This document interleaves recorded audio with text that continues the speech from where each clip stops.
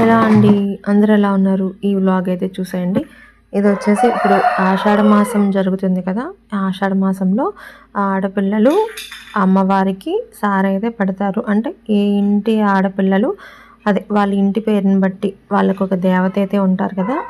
ఆమెకు సారైతే పెడతారనమాట. ఇక్కడ మామూలుగా గ్రామ దేవతల్ని ఎక్కువగా మనం కడవల్లోనే అలా కడవల్లో పెడతాం కదా!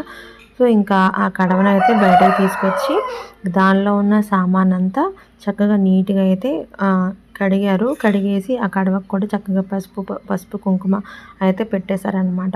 పెట్టేసుకొని అక్కడ ఒక బల్ల అయితే వేశారు కదా! ఆ బల్ల మీదైతే ఈ కడవనైతే ఉంచేసుకొని దానిలో మళ్ళీ తీసిన సామానంతా మళ్ళీ ఆ కడవలో అయితే పెట్టేస్తున్నారు. ఇదంతా కూడా ఆ ఇంటి పేరు గల ఆడపిల్లలు మాత్రమే చేయాలి. ఇక్కడ ఇంకా ఆ కడవలో తీసిన సామానంతా మళ్ళీ ఆ కడవలో అయితే పెట్టేస్తున్నారు. పెట్టేసి అమ్మవారిని అయితే సిద్ధం చేశారు కదా! ఇంకా ఇప్పుడు ఏంటి అంటే అమ్మవారికి సారె తీసుకురావాలన్నమాట.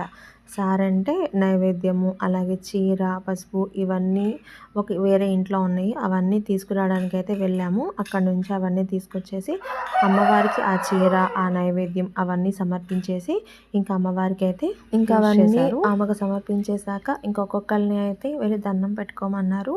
అలా దండం పెట్టుకున్నాక మళ్ళీ అమ్మవారిని తీసుకెళ్ళి గుళ్ళో అయితే పెట్టేస్తారంట. అలా పెట్టేశాక ఇంకా మనందరం ఇంకా సారె తీసుకొని ఆ ఊర్లో ఉన్న ఎన్ని గుళ్ళు ఉంటే అన్ని గుళ్ళకి తిరగాలన్నమాట. అంటే ఈసారి అక్కడ పెట్టి రావాలి. చక్కగా అమ్మవారికి ఎంత నిండుగా అయితే అలంకారం చేశారో కదా! ఇంక ఇప్పుడు మేమైతే వెళ్తున్నాము.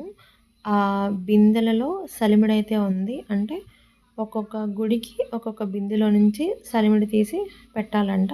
ఇక్కడ మొత్తం 11 బిందెలైతే ఉన్నాయి. అక్కడ ఆ ఊర్లో 11 దేవాలయాలు అయితే ఉన్నాయంట. సో ఇంకా నడుచుకుంటూ అయితే వెళ్తున్నాము ఒక్కొక్క గుడికి. అంటే ఫస్ట్ మన అమ్మవారికి సారి పెట్టేసి అన్ని గుళ్ళకి తిరగాలి. ఇక్కడ మొదటగా మేమైతే శివాలయానికి అయితే వెళ్తున్నాము. ఇంకా అక్కడ మనం తీసుకెళ్ళిన ఐటమ్స్ అన్నీ ఆ దేవుడి దగ్గర పెట్టేసి అక్కడ దీపం వెలిగించేసి అలా అక్కడ ఆ ఊర్లో ఎన్ని గుళ్ళు ఉంటే అన్ని గుళ్ళకి అయితే ఇలాగే తిరగాల్సి అయితే